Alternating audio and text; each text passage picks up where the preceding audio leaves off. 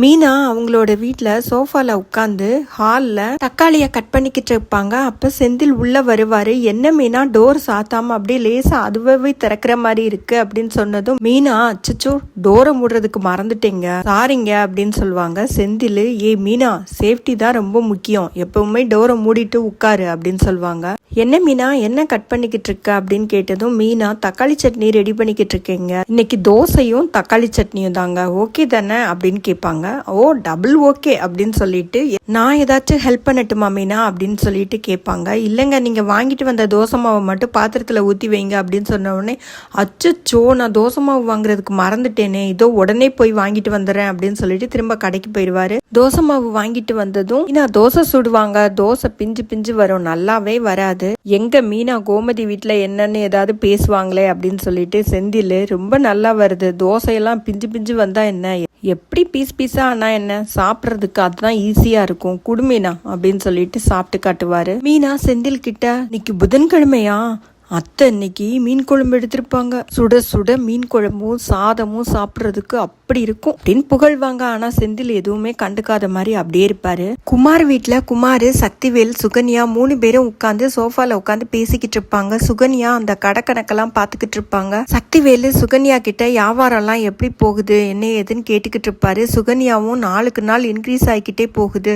இப்படியெல்லாம் போனா ஒரே வாரத்துல வாங்கி கொடுத்த சரக்கெல்லாம் காலி ஆயிடும், நிறைய தான் சரக்கெல்லாம் வாங்கி போடணும் அப்படின்னு சொல்லிக்கிட்டு இருப்பாங்க. சக்திவேலு நீ ஒன்னும் கவலைப்படாதமா, எல்லாத்தையும் நாங்க பாத்துக்கிறோம், என்னென்ன வேணுமோ சொல்லு, லிஸ்ட் போட்டு குமார் கிட்ட கொடு, குமாரே எல்லா வேலையும் செஞ்சிருவான் அப்படின்னு சொல்லிக்கிட்டு இருப்பாரு. அவங்க அம்மா உள்ள ரொம்ப வருத்தத்துல இருப்பாங்க. கோமதி பேசினதெல்லாம் நினைச்சு பாத்துக்கிட்டு இருப்பாங்க. குமாரு அவங்க அப்பா சக்திவேல் கிட்ட, அப்பா கடையில வியாபாரம் அதிகமாகிறதுக்கு சித்தி ஒரு ட்ரிக்கை யூஸ் பண்ணிட்டு இருக்காங்க அப்படின்னு சொன்னதும் சுகன்யா ஆமாமாமா இந்த கடை பாண்டியன் ஸ்டோர்ஸோட பிரான்ச்சுன்னு சொல்லிட்டு இருக்கேன், பாண்டியன் ஸ்டோர்ஸ்னாலே நேர்மையா இருப்பாங்க நாணயமா இருப்பாங்கன்னு எல்லார் மனசுலயும் பதிஞ்சிருச்சுல்ல, அந்த கடையோட பிரான்ச்சுன்னு சொன்னா நம்பி வாங்குவாங்கல்ல, அதனாலதான் கூட்டமும் நிறைய வருது, இப்ப பாண்டியன் ஸ்டோர்ஸ் ரொம்ப டல்லாயிரும் அப்படின்னு சொல்லிக்கிட்டு இருப்பாங்க. சக்திவேலும் கூட சேர்ந்து திட்டுவாரு, அவருக்கும் அதுதானே ஆசை, பாண்டியன் ஸ்டோர்ஸ் நல்லாவே இருக்கக்கூடாது, அந்த கடை நல்லா வளரக்கூடாது, பாண்டியனோட நிலைமை கடன் வாங்குற அளவுக்கு போகணும் அப்படின்னு சொல்லிக்கிட்டு இருப்பாரு. அந்நேரம் பழனி அங்க வந்துருவாரு.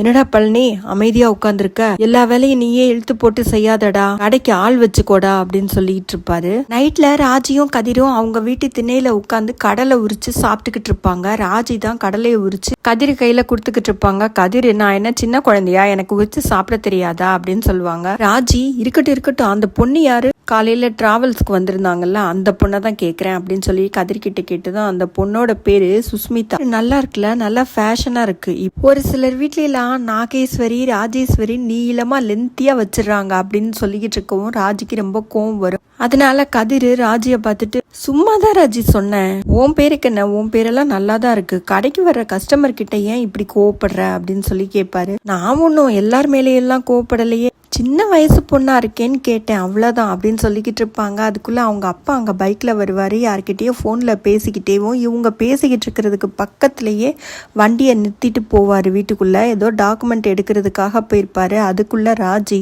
இங்க கொண்டு எதுக்கு பைக்கை நிறுத்திட்டு போறாங்க, ஏன் அவங்க வீட்டு பக்கத்துல இடம் இல்லையா, நம்ம மட்டும் அங்க கொண்டு போய் பைக்கை நிறுத்தினா விடுவாங்களா, ரொம்பதான் ஓவரா பண்ணிக்கிறாரு அப்படின்னு சொல்லுவாங்க. கதிர் ஏய் சும்மா இரு, எதுக்கு திட்டுற, உங்க அப்பா போன் பேசிக்கிட்டே தானே உள்ள போனாரு, 2 நிமிஷத்துல வந்துருவேன் தானே யார்கிட்டயோ போன்ல பேசிக்கிட்டு இருந்தாரு, அதனால திரும்ப வந்து உடனே பைக்கை எடுத்துருவாரு, நீ பேசாம இரு ராஜி அப்படின்னு சொல்லுவாரு கதிர். ஆனாலும் ராஜி எனக்கு அவங்க மேல என்னென்ன கோவம் இருக்குன்னு எல்லாத்தையும் கதிர்கிட்ட ஒப்பிப்பாங்க. அடுத்து பைக் கீழே தள்ளி விட்டுருவாங்க. தள்ளி விட்டுட்டு அவங்க அப்பா வெளியில வருவாங்க. வெளியில வர்ற நேரம் பயந்து போய் எந்திரிச்சு நிப்பாங்க. அதனால கதிர் எதுக்கு ராஜி இப்படி பண்ணுன அப்படின்னு சொல்லி கேட்டுக்கிட்டு இருப்பாரு. அவரை பைக்கை பார்த்து சொல்லிக்கிட்டு இருக்கிற நேரத்துல ராஜி உள்ள போய் ஒளிஞ்சுக்குவாங்க, கதவு முடிக்குவாங்க. கதிர் திரும்பி பார்த்தா ராஜி இருக்க மாட்டாங்க. அடிப்பாவி நம்மள மாட்டி விட்டாளே அப்படின்னு சொல்லிட்டு பேசாம நிப்பாங்க. ராஜியோட அப்பா அங்க வந்து பைக் எடுத்துட்டு, எவன்டா என் பைக்கை தள்ளி விட்டது, தைரியம் இருந்தா என் எதுக்க தள்ளி விட வேண்டியதானே அப்படின்னு 2 திட்டு திட்டிட்டு பைக் எடுத்துட்டு போயிடுவாரு. கதிர் அமைதியா விட்டுருவாரு. அதுக்கப்புறம் ராஜி கதவை திறந்து நைஸா எட்டி பார்ப்பாங்க. அந்நேரம் சரவணனும் வெளியில வருவாரு. என்ன 2 பேரும் கண்ணாமூச்சி விளையாடிக்கிட்டு இருக்கீங்களா, நான் தான் தொந்தரவு பண்ணிட்டேனா அப்படின்னு கேட்பாரு. அதெல்லாம் ஒன்றும் இல்லை, நீங்க வாங்க மாமா அப்படின்னு சொல்லிட்டு ராஜி உள்ள போயிடுவாங்க. சரவணனும் கதிரும் பேசிக்கிட்டு இருப்பாங்க.